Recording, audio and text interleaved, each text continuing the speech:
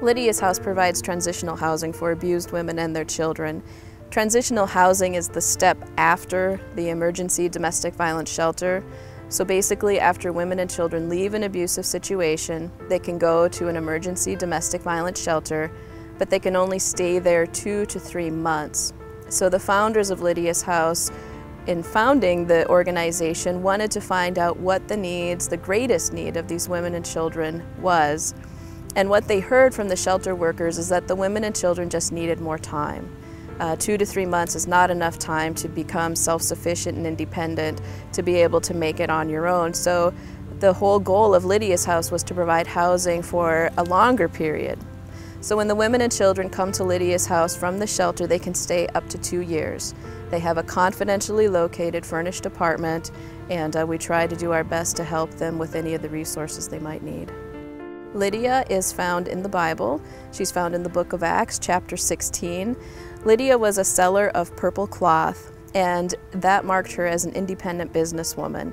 So that's something that we hope the women will achieve, that they can find their independence. Lydia, I think, was also a great host. She personified hospitality. And so when we think about the women and children coming to Lydia's House, we want to provide that same level of hospitality for them, and also think about what that means as far as the ministry and the services we provide. Thinking about the work we do at Lydia's House, I would say there have been opportunities to learn about traditions of other faiths, some of their customs, their beliefs.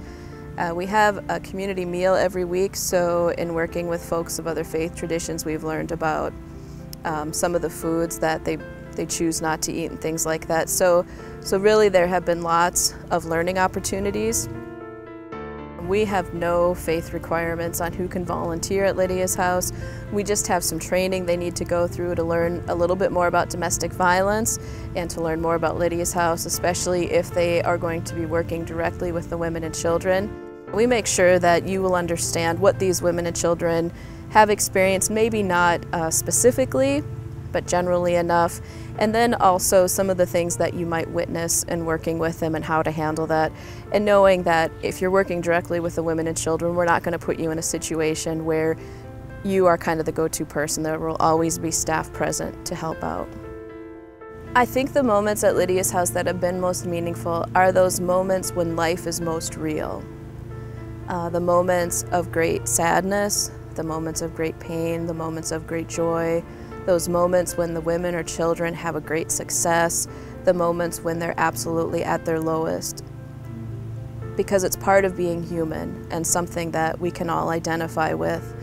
And I think as a chaplain, it's such a gift. It's a gift to be able to share those moments, to share those meaningful, emotion-filled, significant moments in their life.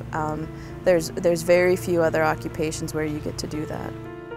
There are so many women and children who do not have a place to stay when leaving a violent situation. The shelters are full, and then Lydia's House is full. I think the future of our agency will include some growth. Like, how can we serve more women and children so that they have a place to go after the shelter? And along with that, Lydia's House is one of very few agencies in the United States that provides transitional housing for abused women and their children. So how could we not become a generic chain, but perhaps find some other regions where this would be a valuable tool, a valuable ministry, and grow some Lydia's houses across the country?